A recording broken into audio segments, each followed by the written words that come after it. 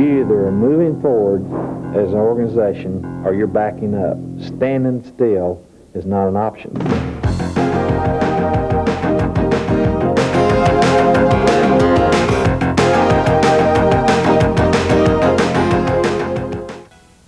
The superintendent of Francis Tuttle Votech Center is Bruce Gray. Bruce, what is Votech Education doing to meet the changing needs of business and industry today? All of education is absolutely going to have to start working closer with business and industry. We feel like our institution is very much market-driven. More than that, we have over 300 business and industry representatives serving on advisory committees for our programs at this institution, and they tell us 2 or 3 times a year what we need to be teaching, what we need to get rid of, what we need to add, what kind of equipment we need, and so we use them as the voice of what we need to do as an institution. How has the mission for Votech Education changed in recent years? The mission has changed greatly because of new and emerging technologies, obviously, but more than that, even some of the more traditional deliveries, like auto mechanics as an example, we used to be able to train a mechanic through just pure repetition. If they took it apart enough times and put it together enough times, they could be successful. Well, what's under your car heard today? You have microprocessors driving systems, and so they can't just learn through repetition. They've got to understand the total systems concept, and occupations like autotronics we never even heard of a couple of years ago. A few years ago, 5 years ago, if you wanted to hire a secretary, you would say, number 1, how much experience have you had? Number 2, what kind of shorthand speed do you have? Number 3, what kind of typing speed do you have? They don't even ask any of those now. They want to know what kind of computer hardware do you use, what kind of software applications are you proficient in, what are your keyboarding skills. So you're only as current as the last software release. So how important is experience? It's not important at all anymore.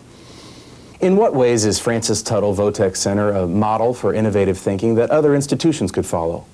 Well, we have people from all over the world visit our institution, and we kind of have a feel for what they're looking for when they come, and they primarily are interested, number 1, is in our instructional delivery system. We have an open entry, open exit system. The students are learned through self-paced instruction, and they're very interested in how we deliver that.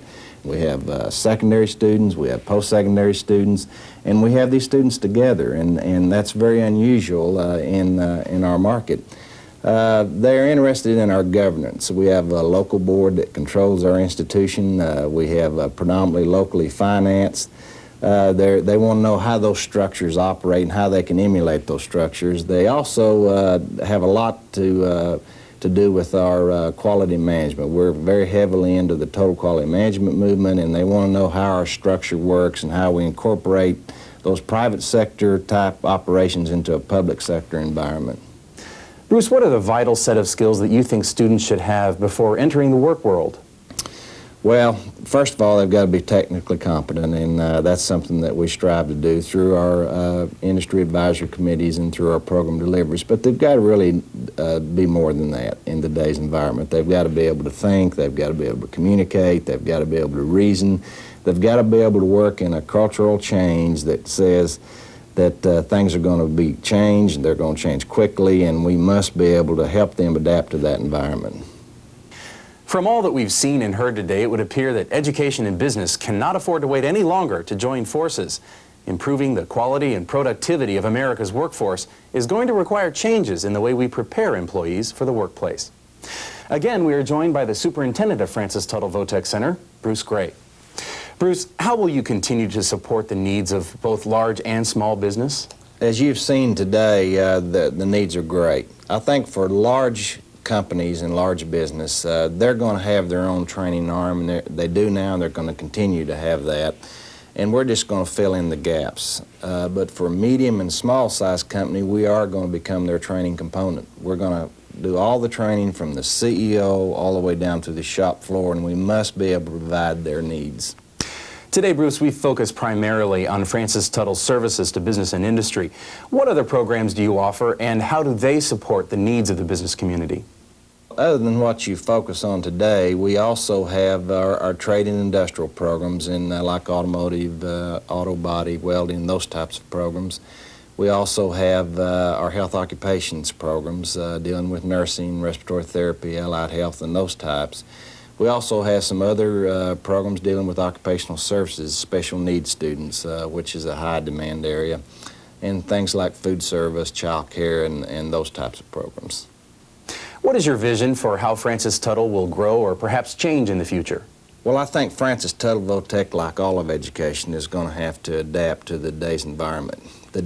I'm convinced that the day will soon be over with when education can say, here's what we offer, and here's when we offer it, come and get it. We're going to have to be flexible enough to meet the needs of our customers. We're going to have to develop individual learning plans for every student that wants to be upgraded or continue their training. We're going to have to provide alternative delivery systems. We're going to have to break down barriers that exist to keep them from coming and get the skills that they need. Things like daycare operations, home delivery of our services through computers, satellite, cable television. We're going to have to provide them alternatives to say, so they can get the training when they want it and how they can best achieve their successes. In closing, Bruce, what bit of advice might you give someone just entering the workforce today? I think we're seeing a great cultural change in the work environment today. We are moving toward self-directed work teams, empowerment of the employees, helping to make decisions that they never made before, and this is a great change for the average employee. So the lifelong learning process is going to become extremely vital, and we're going to have to provide mechanisms in order to allow people to make that change in the lifelong learning process. We've made a commitment from day one, from our policymakers, our board, all the way down through our institution, that if we stay leading edge technology-wise, that we're going to be doing our students a favor. And that's absolutely proven time and time again. I think what makes us different is our commitment to quality. You have good personnel, great human resources, you have good physical resources and technology, and that driven by an appetite of quality that's unprecedented in the field of education separates us from the crowd. I'll be very brief tonight and tell you that how humbling an experience it is to be in the present company of the outstanding educators that have been named to this Hall of Fame, and those that have been inducted tonight and the ones before me. But it's even more special to have a longtime colleague and friend like Roy Peters to do the introduction, and I really appreciate that. I thought a lot about what I would say tonight, and I guess everybody measures the success of their careers in different ways. But I like to think it's not as much as awards that have been won or buildings built or objectives that have been accomplished or programs that have been developed. But just a few weeks ago, a good friend of mine and a member of my Leadership Oklahoma class, by the way, class 5, that's the only class there was, Jenny Krevlin called me and said, you know, in the end, most people don't say, I wish I'd have spent more time at work. And what's really all about is developing relationships. And I really believe that's true. A long time ago when I first started, and my mentor and motivational leader, not just for myself, but for many people in this room tonight, Dr. Lucille Patton, who you've met, she gave me a little piece of advice, which I always followed. And she said, Bruce, she said, if you'll surround yourself with enough smart people, they'll make you look good. I should have been insulted when she said that. But you know, she never took her own advice, and you know why? Those of you that have ever had a class with Dr. Patton know this. She never could find anybody smarter than she was. Well, in the late 70s, when I first got into administration, that's exactly what I did. And we had a young group of people, Tom Friedman, Ray Jean McCall, and Mike Bailey. Mike's now president of a college in Alabama. Of course, Tom is assistant state director, and Ray Jean's here tonight. And we just didn't know any better, so we just pressed on, and we made ourselves look good, but we established a relationship it was the foundation for everything that I did further on in my career. And it's really interesting because just last week I sat for about 45 minutes and talked to Ray G. McCall for the first time in 15 years. And she wrote me a little note later and said, you know, it just took us 45 minutes to catch up on 15 years, and that's what it's all about. And then when we moved on to Francis Tuttle and the challenges there, and my good friend Dr. Gene Callahan, who I worked with, and of course Gene is now Superintendent of Tulsa Technology Center. And then right after Gene, Kay Martin, who is a little bit different twist, because I think I've learned more from Kay than I ever taught her. But these are the reasons why we move forward. I say tonight that that there's people in this room, and there's a lot of them here, a lot of them that I know, and I appreciate so much all of you coming. They're people that I've laughed with and cried with and disagreed with and argued with and hunted with and fished with, and lifelong friends, Tom Curd and Tom Kinnick, and who were raised here in Stillwater together. We used to come to the student union after Sunday school and eat and run them down the hallways. I'm a little bit disappointed, though. I don't think he's here, but I also have my personal hunting guide, Dr. Earl Cowan.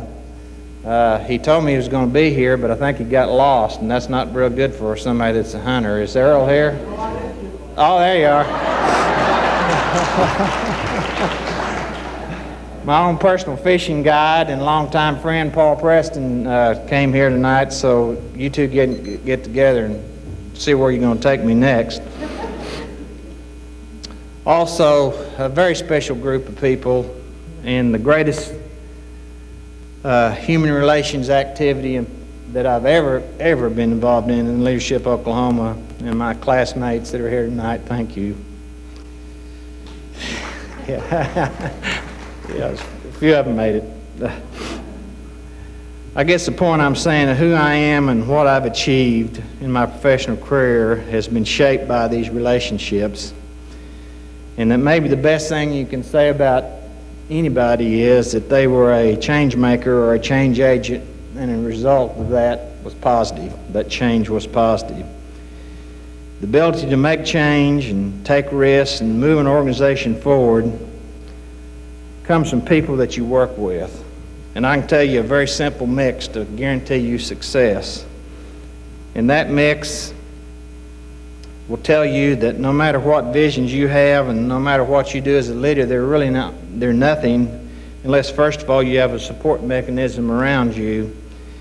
And certainly I've always been very fortunate, even at Great Plains, and I saw Chris Zatkowski and Jim Nesbitt here tonight, and people that I work with there. But first it starts with a Board of Education that allows you to say, get out there and push that envelope. Get out there and do things, and if we make a mistake, we'll just cut our losses and go on down the road. And my board is here tonight. Bob Turner, original board member, Bruce Moran, Dave Brown, Buddy Sanford, and our attorney, Jerry Stewart. These are the people that have always pushed and said, we can do it, and go after it. You take that mix and add a staff that can make it happen. And I took your advice, Dr. Patton, and I just surrounded myself with hundreds of people that were smart. And these people certainly are people that can make it happen. Probably I'm being inducted tonight more because we own a Silver Eagle bus and brought a bunch of people with us, and this is a fundraiser, so.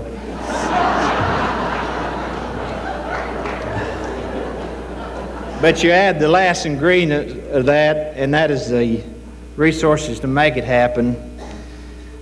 And you have our Francis Tuttle family, and I would just like to say, family, hold your hand up and let me applaud you for being, all of you, Francis Tuttle, hold your hand up so we can see who you are. Thank you.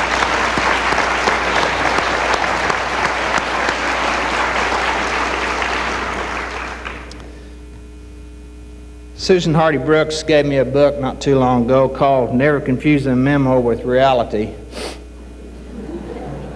and has some great sayings. And Judy Harris, who's the person that keeps Kay and I straight on a daily basis, came in one day all excited about this saying. She said, "This is just great." And the saying goes like this: "For every door that closes in life, another one opens, but man, those hallways are a bitch."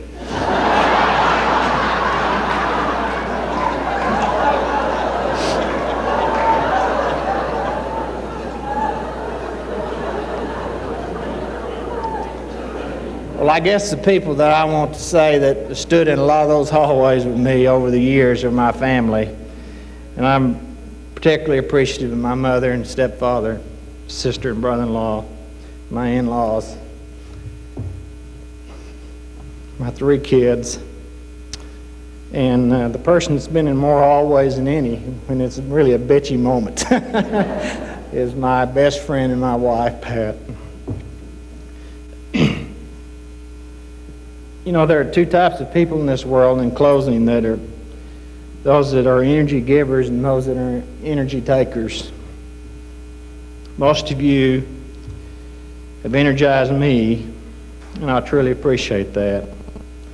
You know, in vocational education, we're in a unique opportunity to touch the lives of people every day because we truly are in the people business. I've been so blessed with the opportunity to build these relationships, and that's what it's all about. And as Jenny said, in the big scheme of things, those personal relationships are what really matters. This is such a great honor, and thank you all very much.